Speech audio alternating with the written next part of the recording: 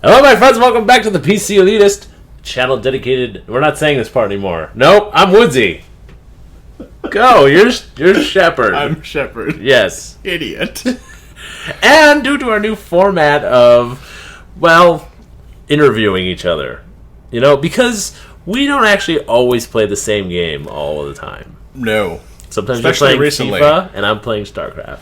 Sometimes I'm playing Arkham City. You're playing Witcher 2. Witcher 2. Sometimes, like now, I'm playing Natural Selection 2 Beta. Yes. And you were playing Kingdoms of Amalur. Reckoning. Hereafter referred to as KOA or Reckoning. Right. It's not a sequel, right? Nope. I don't know. I can't explain the colon and the reckoning. Why don't you tell your history of the game?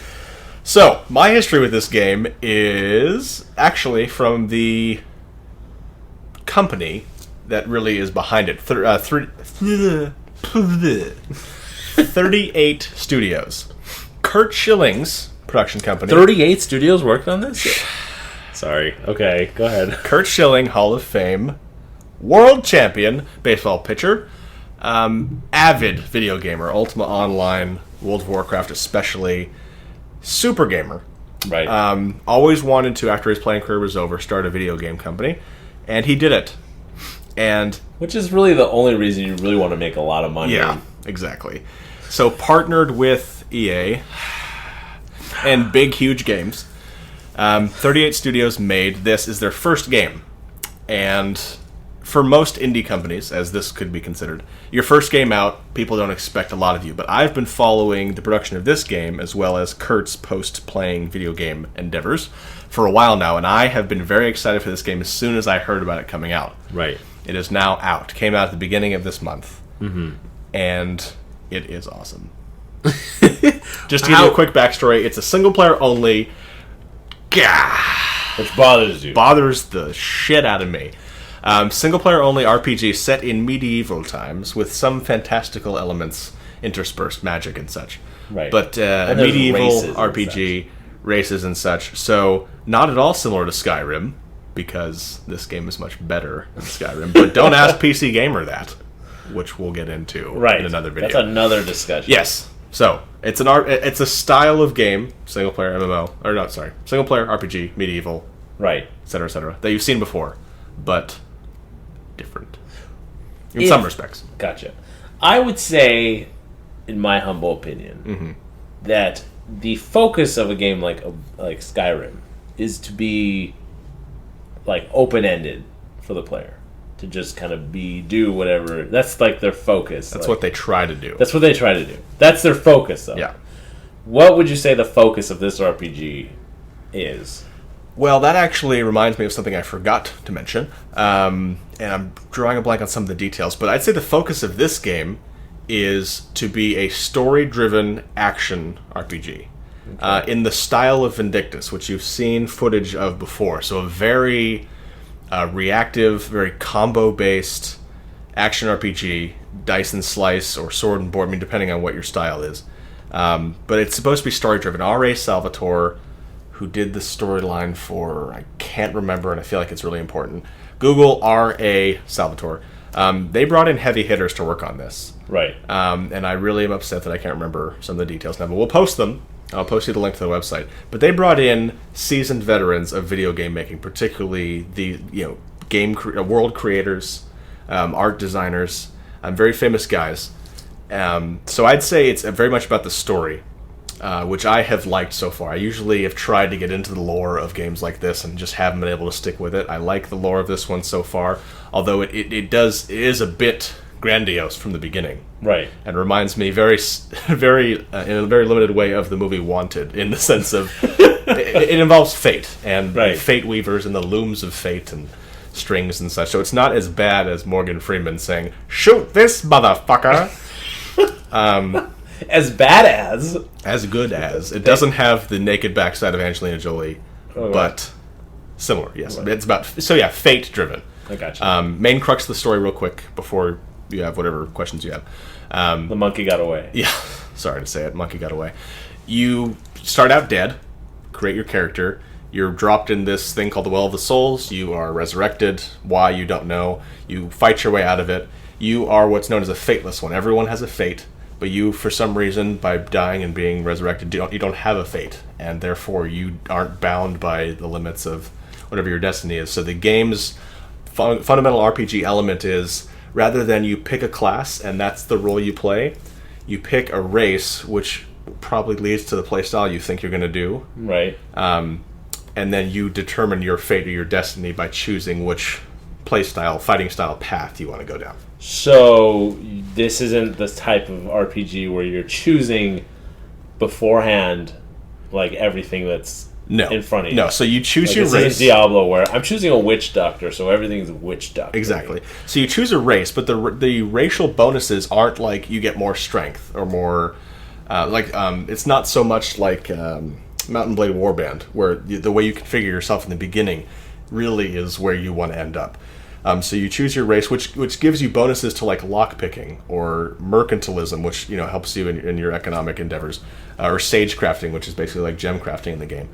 So it's the secondary traits, and there are no skills, abilities, attributes rather, like strength and agility, things like intellect. There aren't really those. It's health and mana. Right. And then the attributes of your weapons and armor that give you various bonuses. And then you ally yourself with a certain god.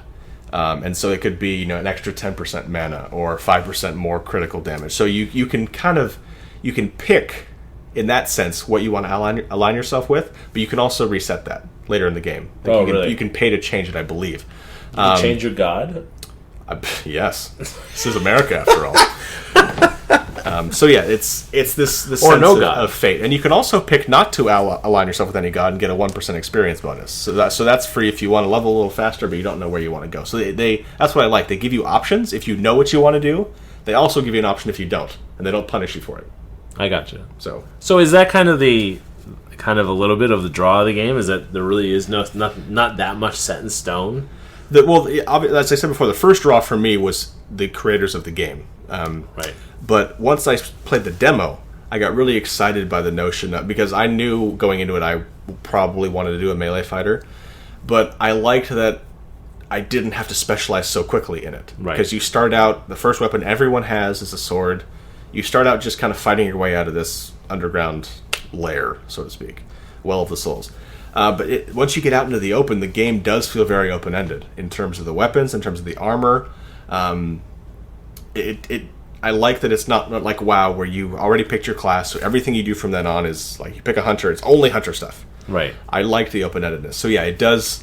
You do feel like you can pick your path. Not one of those, it's going to drastically change the ending, but you feel like you can start seeing little decisions in terms of the weapons you pick. Right. Not that puts you on a certain path, but you get to experience. You're exposed to all the different weapons. So It's not like you have to commit to anything too soon. You get to try almost everything first, which I love. What is your feeling on the play style of the different weapons? I love the diversity of the weapons. There's great swords, long swords, huge ass hammers. They're huge. I saw them. They're ridiculous. Scepters, things called chakrams, which are amazing magical ninja weapons. Staves. I mean, the weapon diversity is cool in terms of the different types of weapons, and you carry 2 weapons at a time, and you can fast switch between them. So typically, what I imagine is a common one for melee fighters is a fast and a slow. You can take out the great sword to do big sweeping damage in front of you, then a quick daggers or a long sword to finish off low health enemies. So the diversity of weapons, in terms of how they're designed and the way your character has them, really opens itself up to some really interesting gameplay, particularly combat. But also the diversity of weapons once you have it. So, for example, there's a basic longsword you can get that looks pretty similar. Right. It's just an iron longsword, so it's this big iron or steel, what have you, sword. But then you can find one with an icy effect with fire, so it looks like some of the WoW enchantments. So it has fire coming off of it, or plague, so it has green shit coming off of it. So it's, which is always what plague is. So people could say, oh, it sucks that it's the same sword with just a different effect. It's kind of cheap or gimmicky. I don't necessarily think so, because the sword models are awesome. Right.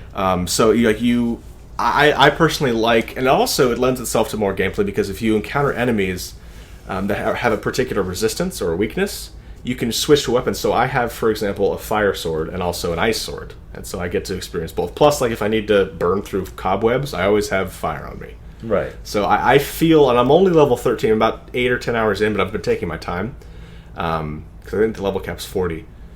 I really feel that I'm headed down, I'm in the might tree, which means I'm a warrior, but I don't feel like I'm fully committed yet. I feel like I still can switch up my class. There are 3 main trees: finesse, sorcery, and might, which are pretty self-explanatory.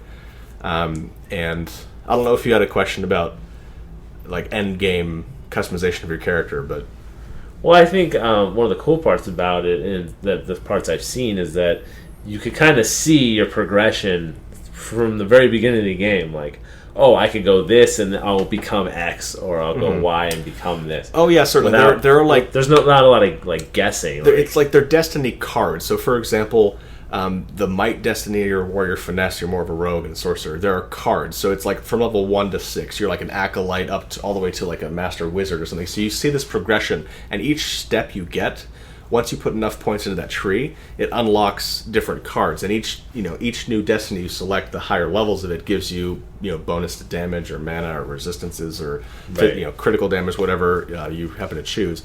So you could head down those paths if you want to commit, but you could also hybridize yourself if you want to be a sorcerer or warrior.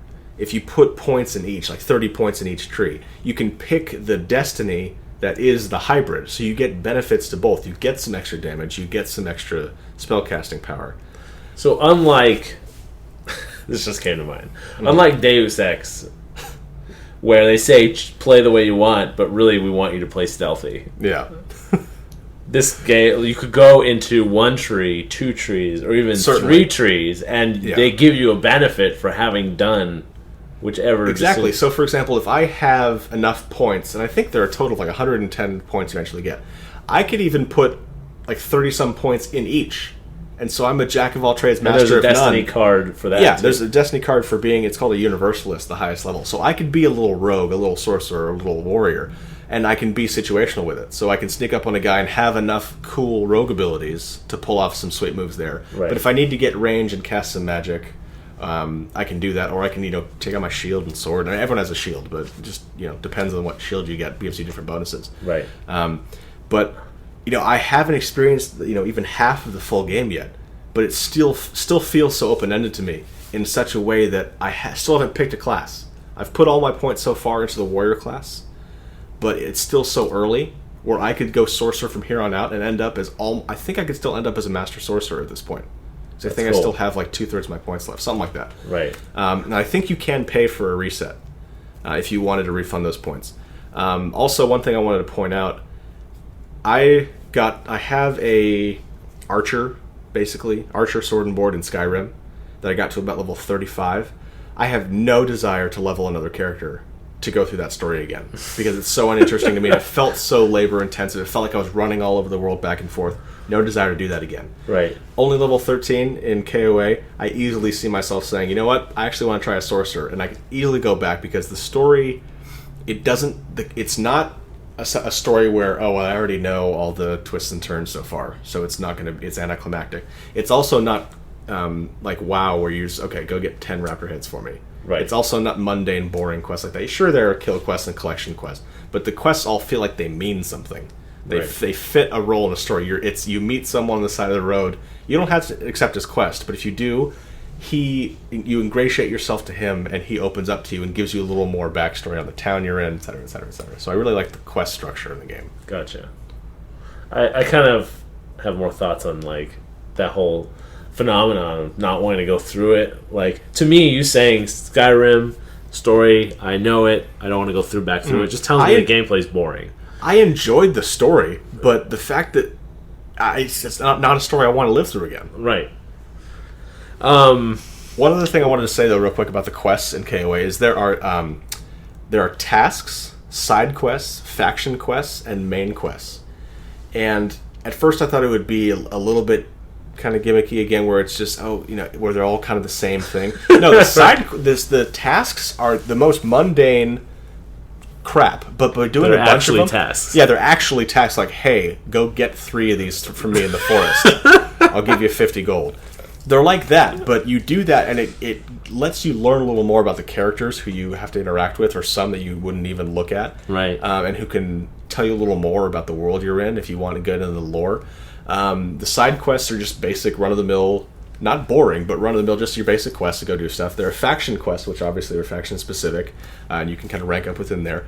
But the main story quests, those are the eventful, those are the ones that, they're not quite cinematic, but you do the coolest shit in them, and they're the most difficult, too. So whereas a faction or side quest will take you 10 minutes to do, the main quest I did last night was about a half hour.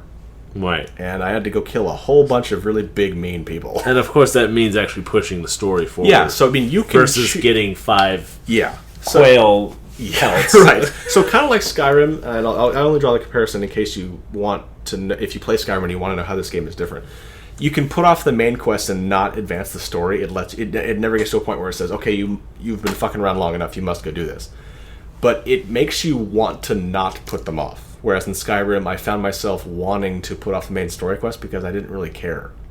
So I feel like these are two games that happen to come out at the same time. You just summed up every Elder Scrolls game for me in that one line. Yeah, but these are two games that are basically about fate.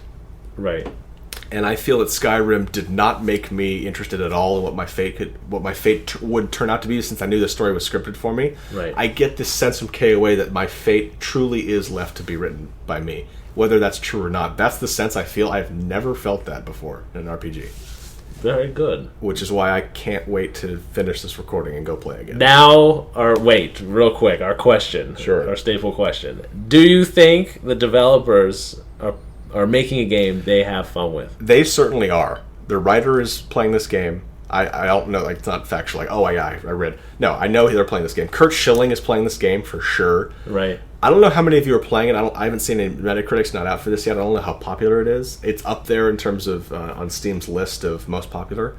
This game is so fucking fun. I can't imagine them not playing it, and I feel like once people pick it up and play it, almost anything else you're playing right now will be put on the back burner for a while. Very good. I know that's the case for me. Go play Arkham City, back burner. Go. Okay. My name is Shepard. My name is Woodsie, and this is the PC Elitist signing out.